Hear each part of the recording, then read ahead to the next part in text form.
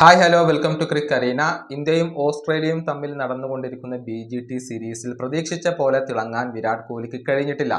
ഒരു സെഞ്ചുറി അദ്ദേഹം നേടി. അതിനുശേഷം വളരെ മോശം പ്രകടനമാണ് അദ്ദേഹം നടത്തിയിട്ടുള്ളത്. അതിൻ്റെ പേരിൽ വലിയ വിമർശനങ്ങൾ വിരാട് കോഹ്ലിക്ക് ഏൽക്കേണ്ടി വരുന്നുണ്ട്. എന്നാൽ ഈ ടെസ്റ്റ് സീരീസ് മാത്രമല്ല, ഈ വർഷം തന്നെ വിരാട് കോഹ്ലി മറക്കാൻ ആഗ്രഹിക്കുന്ന ഒന്നായിരിക്കും. 2024 എന്ന കലണ്ടർ വർഷത്തിൽ കോഹ്ലി വളരെ മോശം പ്രകടനമാണ് 3 ഫോർമാറ്റിലും നടത്തിയിട്ടുള്ളത്. നമുക്കതിൻ്റെ കണക്കുകൾ ഒന്ന് പരിശോധിക്കാം. ഏകദിനത്തിൻ്റെ കാര്യത്തിലേക്ക് വരുമ്പോൾ കേവലം 3 ഇന്നിങ്സുകൾ മാത്രമാണ് ഈ വർഷത്തിൽ കോഹ്ലി കളിച്ചിട്ടുള്ളത്. അതിൽ നിന്ന് 58 റൺസാണ് അദ്ദേഹം സ്വന്തമാക്കിയിട്ടുള്ളത്. 19.33 ആണ് അദ്ദേഹത്തിൻ്റെ ആവറേജ് വരുന്നത്. അദ്ദേഹത്തിൻ്റെ ഹൈസ്കോർ വരുന്നത് 24 ആണ്. അർദ്ധ സെഞ്ചുറികളും നേടാൻ അദ്ദേഹത്തിന് കഴിഞ്ഞിട്ടില്ല. 84.05 ആണ് സ്ട്രൈക്ക് റേറ്റ് വരുന്നത്. അങ്ങനെയാണ് ഏകദിനത്തിലെ കണക്കുകൾ വരുന്നത്. ഇനി ടെസ്റ്റിന്റെ കാര്യത്തിലേക്ക് വരുമ്പോൾ ആകെ 19 ഇന്നിങ്സുകൾ കളിച്ചു, 417 റൺസ് നേടി.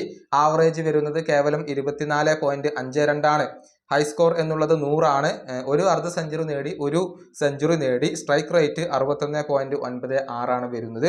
T20യുടെ കാര്യത്തിലേക്ക് വരുമ്പോൾ 10 ഇന്നിങ്സുകൾ T20യിൽ അദ്ദേഹം കളിച്ചിട്ടുണ്ട്. 180 റൺസ് മാത്രമാണ് നേടിയിട്ടുള്ളത്. ആവറേജ് വരുന്നത് 18 ആണ്. 76 ആണ് അദ്ദേഹത്തിന്റെ ഹൈസ്കോർ വരുന്നത്. ഒരു അർദ്ധ സെഞ്ചുറി നേടി, സെഞ്ചുറികൾ ഒന്നും നേടാൻ കഴിഞ്ഞിട്ടില്ല. 119.20 ആണ് കോഹ്ലിയുടെ സ്ട്രൈക്ക് റേറ്റ് T20യിൽ വരുന്നത്. ഈ 3 ഫോർമാറ്റിലും അദ്ദേഹത്തിന്റെ പ്രകടനം മോശമാണ് എന്നുള്ളത് ഒരു വസ്തുതയാണ്. T20 ഫോർമാറ്റിൽ നിന്നും ഇപ്പോൾ കോഹ്ലി വിരമിച്ചു കഴിഞ്ഞിട്ടുണ്ട്. ഇനിയിപ്പോൾ ടെസ്റ്റിലും ഏകദിനത്തിലും മാത്രമാണ് അദ്ദേഹം ഉള്ളത്.